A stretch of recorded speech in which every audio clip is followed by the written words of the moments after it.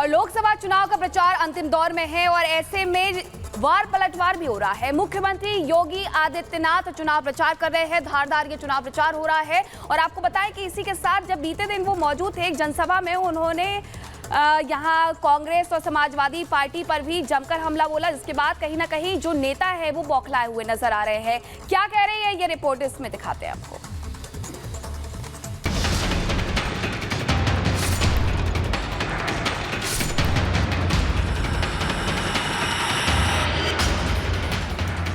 कांग्रेस का मुस्लिम प्रेम और बीजेपी का सनातन प्रेम जग जाहिर है। कांग्रेस भले तुष्टीकरण की राजनीति और हिंदू वोटर्स को छलने की राजनीति साथ साथ करती है, लेकिन बीजेपी का स्टैंड क्लियर है।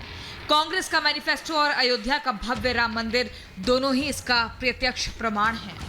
खासकर उत्तर प्रदेश के मुख्यमंत्री और बाबा गोरखनाथ पीठ के पीठाधीश्वर योगी आदित्यनाथ की बात करें तो वो सनातन के प्रति अपने समर्पण को खुलेआम स्वीकार करते हैं। बीते रोज भी फतेहगढ़ में एक बार फिर योगी आदित्यनाथ ने खुले मंच से इसी मुद्दे पर कांग्रेस और सपा को घेरा और साफ कह दिया कि देश संविधान से चलेगा, शरीयत से नहीं। आएंगे, पर्सनल लॉ लागू करेंगे। पर्सनल लॉ का मतलब जानते हैं आप? पर्सनल लॉ का मतलब है तालिबानी शासन, जिसमें महिलाओं को स्कूल जाने से रोका जाता है, जिसमें महिलाएं बेटियां स्कूल नहीं जा पाएंगी, महिलाएं बाजार नहीं जा पाएंगी, उनको बुर्का पहनना पड़ेगा।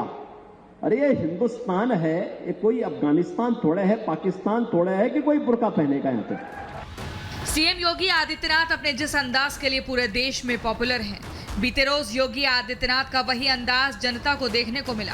योगी ने विपक्ष पर तुष्टीकरण की राजनीति का आरोप लगाते हुए कांग्रेस के मैनिफेस्टो पर जोरदार प्रहार किया।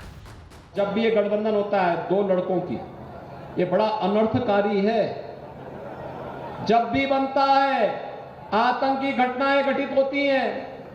याद करिए, समाजवादी पार्टी की सरकार प्रदेश में थी और केंद्र में कांग्रेस की सरकार। अयोध्या में रामलला के मंदिर पर हमला हुआ था, काशी में संकट मोचन मंदिर पर हमला हुआ था।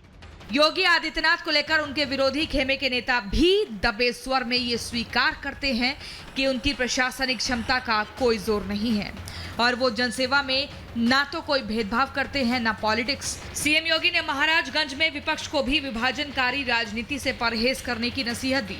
साथ ही उन्होंने मोदी सरकार के भविष्य की योजनाओं की तरफ इशारा करते हुए एनडीए की ऐतिहासिक जीत का दावा किया और यूपी को अपराध मुक्त रखने का अपना वचन भी दोहराया। कांग्रेस और समाजवादी पार्टी के लोग बोलते हैं कि मोदी सरकार क्यों, तो जनता ही कह देती है इसलिए क्योंकि अब की बार 400 पार, अब की बार कि जो राम को लाए हैं, क्यों महाराजगंज भी तो इससे सहमत है ना, जो राम को लाए हैं हम उनको लाएंगे। लोकसभा चुनाव के आखिरी चरण का प्रचार अब अपने अंतिम दौर में है। इस बीच पूर्वोत्तर के राज्य भयानक गर्मी की चपेट में है। सूरज आसमान से आग बरसा रहा है और चुनाव प्रचार के अंतिम दौर में दिग्गज नेता भी एक दूसरे के खिलाफ आग उगल रहे हैं। जिस वक्त योगी महाराजगंज पहुंचे थे उस वक्त सूरज भी अपने पूरे ताप पर था, लेकिन महाराजगंज की जनता सीएम योगी को सुनने के लिए तेज धूप में भी डटी रही।